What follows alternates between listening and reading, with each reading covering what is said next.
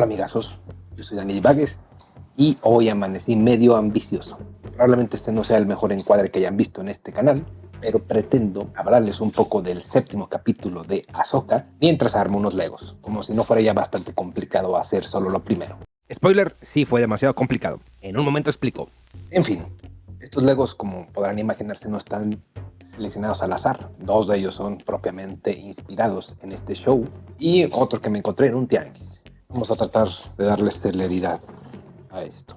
Les recuerdo que el título de este séptimo capítulo de Ahsoka es Sueños y Locura.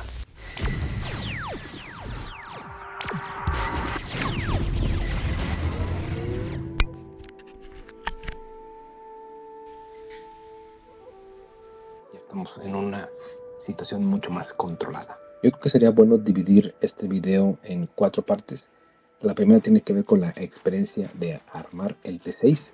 La segunda va a tener que ver con, en orden cronológico, las cosas que me llamaron la atención del capítulo. La tercera serán mis teorías de cara al final de la serie. Y por último les voy a platicar un pequeño chismecillo.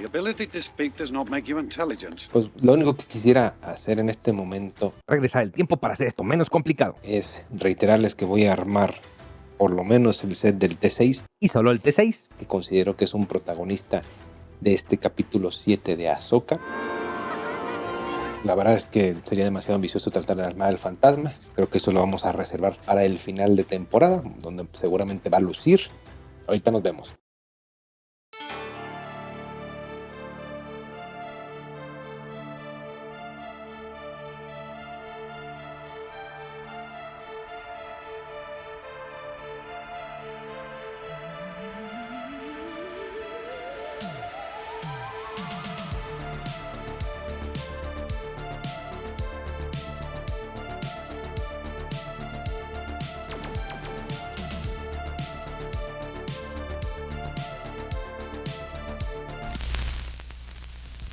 Empezamos rápido este capítulo con lo que yo pensé que iba a ser un segmento de política neorepublicana, como aquel capitulillo de la tercera temporada del Mandalorian, donde sale el Dr. Pershing, pero no, estuvo interesante, directo. Esta rivalidad entre el senador Siono y Hera Syndulla está muy bien construida. Me gusta mucho esta frase de Hera de no solo lo ignoré a usted, contestataria y muy congruente con el personaje de Hera. La intervención de Leia es fenomenal, sí, off-screen, se entiende, no es como que la puedan recastear y entiendo sería muy complicado tener su presencia digital póstuma. Sin duda el cameo del buen Anthony Daniels C-3PO Fue un momento muy emotivo. ha estado presente en todas las películas de la saga, al menos las seriadas, aunque sí tiene por ahí su cameo en Rogue One, no en Han Solo. Este tema en el que se crea un juicio a partir de si los personajes son o no amables con los droides es muy recurrente en Star Wars. Aquí nos ponen a Siono como alguien que los denosta. Está muy padre la intervención de Chopper, como reclamando que insultaran a sus congéneres. Maud Monna se ve débil,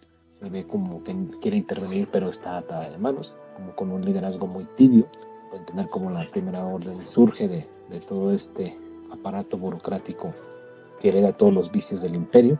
Hay por ahí un símbolo en el edificio extraño que a mí me recuerda a uno de los juguetes de episodio 1. Este de aquí en concreto, el del canciller Valorum, venía con ese bastoncito que según yo es el mismo emblema. No sé si sea uno personal o se refiere al de la República anterior. Me gusta mucho esta nueva Ahsoka la Blanca, como se parece mucho más al personaje de Clone Wars, mucho más irónica, se ríe, se nota mucho el contraste y ahora tiene todo el sentido la dirección que hasta ahorita había tenido.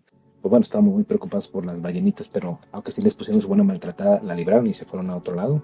Creo que en este capítulo destaca principalmente cómo Thrawn se luce como estratega, cómo administra sus recursos y mueve sus piezas. Parece que estuvo planeando todo este tiempo esta movida. Siento que Morgan Elsbeth se ve un tanto ingenua. Hay un asunto muy interesante que cuando llega con la información de Ahsoka Tano, Morgan menciona que trae archivos del Inquisitorium, lo cual explicaría por qué tienen a un personaje como Marrock entre sus filas, que tenía toda la pinta de inquisidor, tenía un sable láser de inquisidor. Entonces aparentemente se hicieron con los archivos del Inquisitorium tras la caída del Imperio. Vimos prominentemente al Inquisitorium tanto en Jedi Fallen Order como en la serie de Kenobi, este lugar donde Vader entrenaba a los esbirros que cazaban Jedis. No eran Sith, sino usuarios del lado oscuro que tenían estos sables como helicópteros. Aquí Thrawn demuestra como cierto respeto hacia Anakin Skywalker, de cómo era un líder impredecible y bastante impulsivo y efectivo en lo que a la ejecución de las estrategias se refería. Por cierto, hablando de Anakin, toda esta escena en la que Ahsoka está entrenando con la grabación me pareció emotiva. Hace sentido que Ahsoka ya se haya reconciliado ahora con la idea de quién era su maestro. Recuerda como toda esta parte de su enseñanza ya de una manera más feliz. Yo no estoy llorando, tú estás llorando. Esta conexión que se da entre Ahsoka, Sabine y las grandes madres tiene como mucha profundidad. No es extraño que un maestro se comunique con su Padawan o con un usuario de la fuerza con el que tiene una relación particular. Esto ya lo vimos con Luke y Leia en episodio 5, así como con el propio Vader y Luke. Pero es interesante cómo intervienen las grandes madres y descubren la conexión. Parece que eso es lo que delata a Ahsoka tan rápido. Lo cual me hace preguntar si acaso Ezra se había estado bloqueando en la fuerza a la Luke Skywalker de episodio 8. Perdón, por razones que voy a mencionar más adelante, Ezra me recuerda mucho a este ermitaño Luke. No es para nada mi versión favorita, pero hay elementos que sugieren que Ezra no estaba tan presente en la fuerza, sino las grandes madres podrían haberlo encontrado muy fácil. No creo que sea un agujero de guión, creo que hay algo que se nos va a explicar en el final de la serie o más adelante quizás. De hecho, este asunto de que se forme el triángulo es medio Sith. Recordarán aquel holocrón en Malachor en Rebels. Los que no hayan visto Rebels, era un templo del lado oscuro de la fuerza, rayos rojos saliendo de distintos dispositivos, era Super Sith de la antigüedad. Ezra es muy extraño, porque es un pacifista, protege a sus amigos, pero a mí me hace preguntarme qué hizo durante todo este tiempo, qué pasó durante estos 11 años. Se enfrentó a Thrawn, intentó escapar, saben lo remotos y aislados que están, porque tenían la nave de Thrawn ahí todo el tiempo a su disposición. O sea, ¿por qué no intentaron escapar? O si lo intentaron, ¿qué tan involucrados estuvieron? ¿Qué tanto estuvo su rivalidad desarrollándose este tiempo? A mí me hace pensar como que Thrawn decidió ya no enfocarse en Ezra, y el mismo Ezra decidió esperar a ver si cambiaban las fichas de ajedrez. Y pues empezando las referencias con el Señor de los Anillos, tenemos los aulladores, atacan a la caravana de Notis. Recuerda un montón a los lobos de Isengard cuando atacan al pueblo de Rohan. Ahí está la referencia. Cuando Ezra rechaza su sable, no es como que se sienta una falta de respeto como se sintió con el Luke de episodio 8, pero sí una intención similar, incluso si lo desean más parecido a Yoda, que vivió sus años en el exilio en Dagobah sin procurarse ningún sable, temiendo solo a la fuerza como su aliada. Esta mención de Baylan de el lugar en el nuevo imperio me sonó mucho. My new empire. Take your place in the coming empire. Your new empire. Y sobre todo la cara de decepción de Shin-Hati creo que dice mucho. Ya hay ahí problemas. Muy simpático todo este asunto con los Notis como comic relief. Me gusta mucho cómo se defienden con resorteras y con piedras y también a cacerolazos a la Sam. Yo esperaba que Ezra peleara algo así como ya lo habíamos visto en aquel capítulo de Forces of Destiny cuando entrena con Ahsoka, o yéndonos incluso más lejos a The Old Republic, por ejemplo.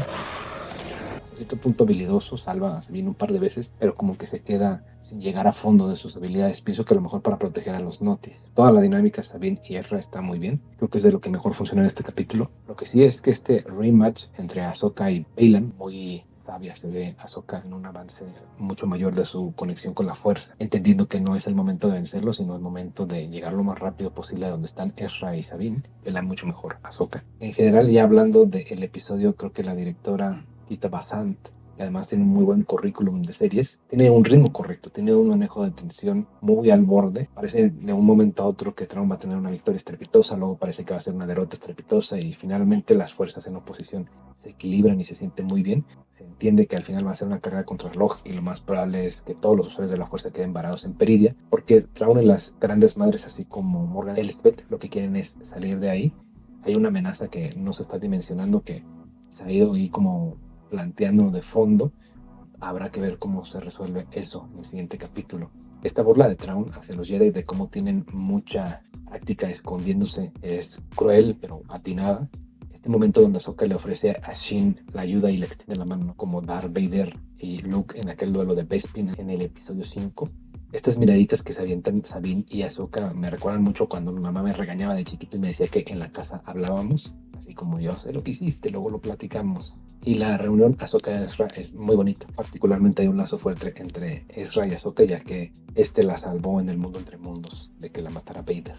este reiterado diálogo de Ezra, lo dice 3 veces en el capítulo, de que quiere volver a casa y que nadie le dice nada, es así también como medio desesperanzador, no parece que lo vayan a lograr. Sin embargo, en el final hay un plano muy prominente con el T6 ahí encuadradito, de una forma que a mí me hace pensar que esa era la pieza que faltaba en el rompecabezas para Ezra. Quizás Ezra tiene el poder a través de la fuerza o a través de alguna manifestación de la fuerza en este planeta de Peridia, en la que solo se necesita una nave pequeña para escapar, con un precio. Creo que por ahí, espero equivocarme, pero creo que pudiera haber un sacrificio de Ezra al final, en el que él sea quien los lleva a casa y que finalmente pues él nunca vuelve. Es evidente que esto pues va a quedar cliffhangeado, no es como que se vaya a cerrar la historia con esta temporada, y el conflicto con Thrawn va a ser uno que va a dar varios años de contenido, así que ténganle un montón de paciencia a Star Wars.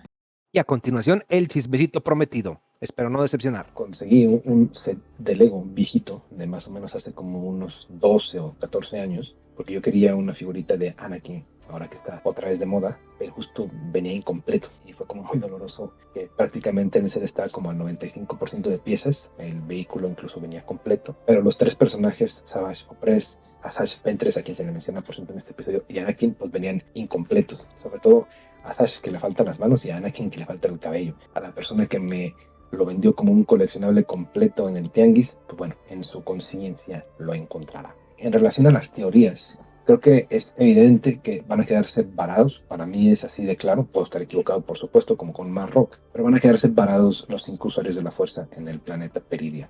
Thrawn se va a ir y van a quedar ahí Baylan, Ahsoka, Shin, Ezra y Sabine. Posiblemente vaya a haber una confrontación. Yo esperaría, si esto sucede, que alguno de ellos pueda morir o sacrificarse. No creo que Baylan vaya a morir. Creo que la pérdida en la vida real del actor es una que va a calar en la narrativa de Star Wars, porque creo que este personaje estaba contemplado para mucho más. Creo que Shin también por ahí podría estar contemplada para futuras narrativas, incluso como un paso al lado luminoso, podría pensarlo. Pero sí creo que entre Sabine y Ezra habrá algo, es decir, alguna herida de mucha gravedad o incluso alguna muerte entre ellos dos.